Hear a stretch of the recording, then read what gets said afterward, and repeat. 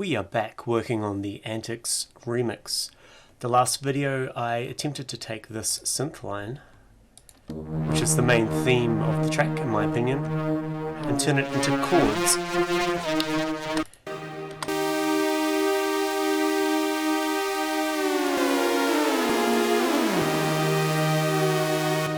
And we used MPE to get the individual pitch bends on the notes. Now it's way too much at the moment. I don't know if I will use those chords for a track like this, or what I hope to achieve with it. I do want to keep it relatively low key, and this is just super grand. It's almost classical in nature. I just noticed that this starts too late.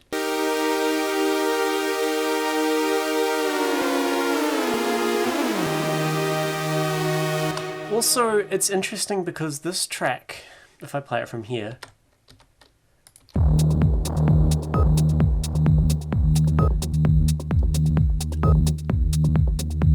it sounds like it's in a minor, but this pad insinuates that it resolves to a major.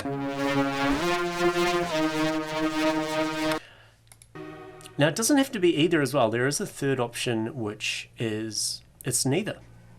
It could just be nice and open, so the third is not included in any of the elements. Perhaps now and then it might touch on a third, or it might touch on some notes which insinuate there's a third, whether it be major or minor, which would give the feeling of a respective chord. But if you leave it open, you can have a very wide sounding track, and that can have its own vibe as well. It can be quite mysterious.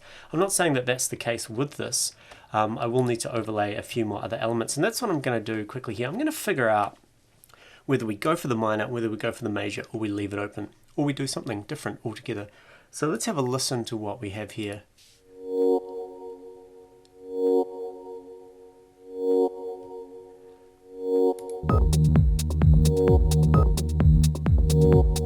So this could be either or. This is just, I believe, I could be wrong, but I think this is just the first and the fifth. What do we got here? Let's warp this correctly.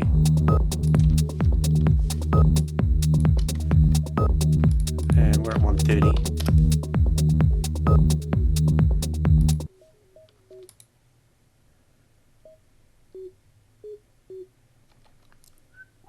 So this is just the first, and then we've got an octave down, and then a semitone up to the second, and then down to the first again. So that doesn't give us the third either.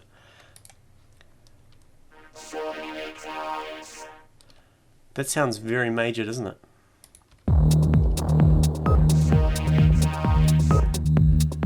So let's grab that, the vocoded line, and let's chuck it in a new audio track. I'm just going to start it from the second bar, just so we're straight into it. And let's go ahead and just try and recreate the chords from this. My ability to distinguish whether there is a third in there isn't working, so let's do it manually. I'm going to be using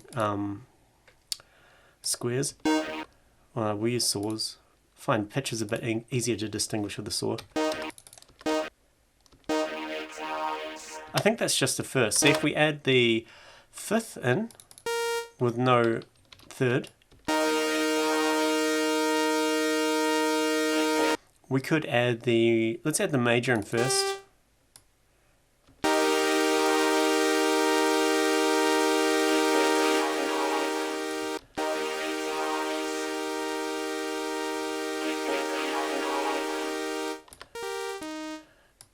Okay, interesting development here. If we were to just use the third here and use the MIDI control pitch bend, and if we go down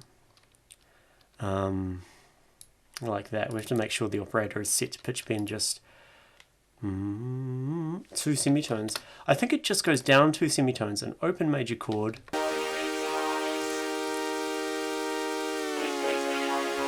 and then it goes up 2 semitones.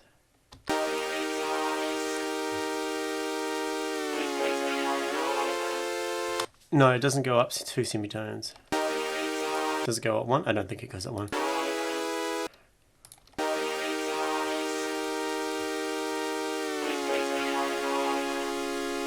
Well, I mean, for now, we can just shift this back up. Again, I'm still just doing kind of analytic stuff here to figure out what's going on and what I want to do.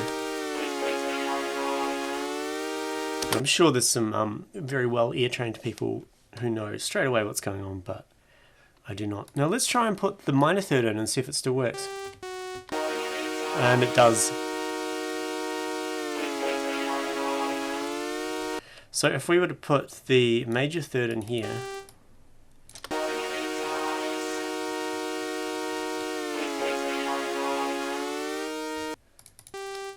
it could go from the minor, then down, so the E flat, down to the D flat, and then up to the major E flat. I think it's the major though.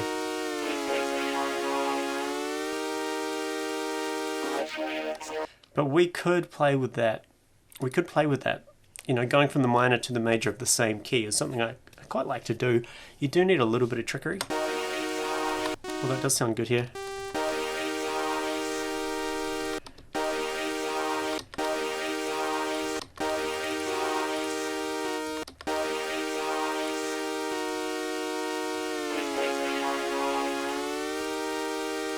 That could be an option. So without the pitch bend, let's write those notes in there. So we basically just need to shift these down too, add this here and add this here.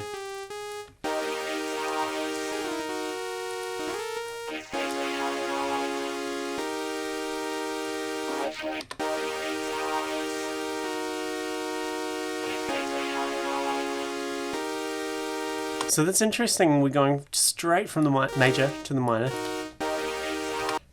We could add the relative minor, which would be an it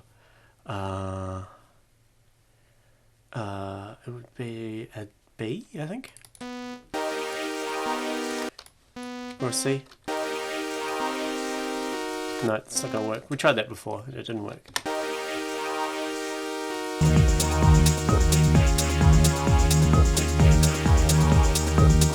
What's going on here?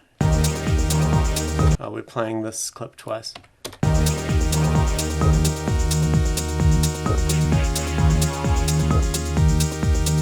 We could even go as far as to do... Here's the tom coming out here. Could we go a major 7? No. A major 7. No. The major 7 could come at the end.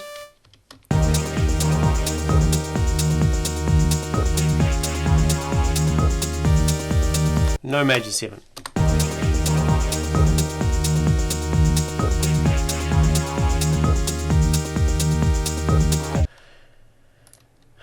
Let's bring this down an octave. I want to very quickly throw a bass down on that.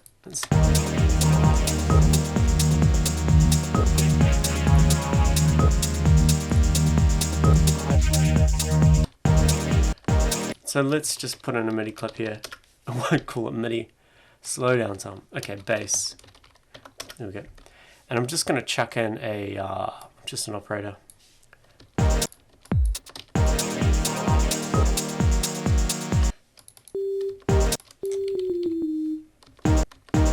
And let's just do 16th notes.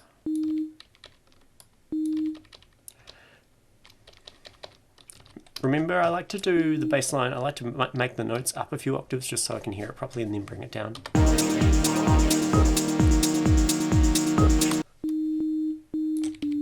I mean, that should just do.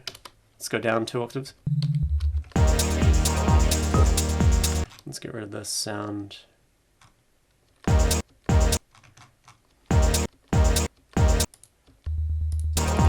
I'm just going to do a saw. We'll make it just poppy for now. Bring the frequency down and the envelope up.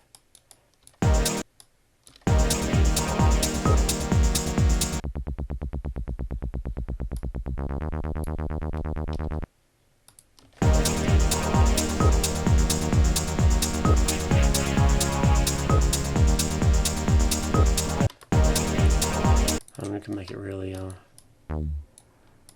real cheesy. Let's do it just for fun. Shift down. Get rid of these, copy that across. And we can just duplicate this and bring these ones down to semitones.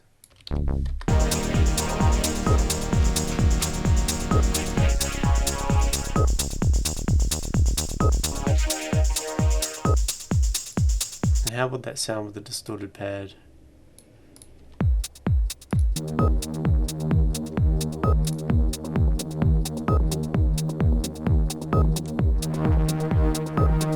This over here.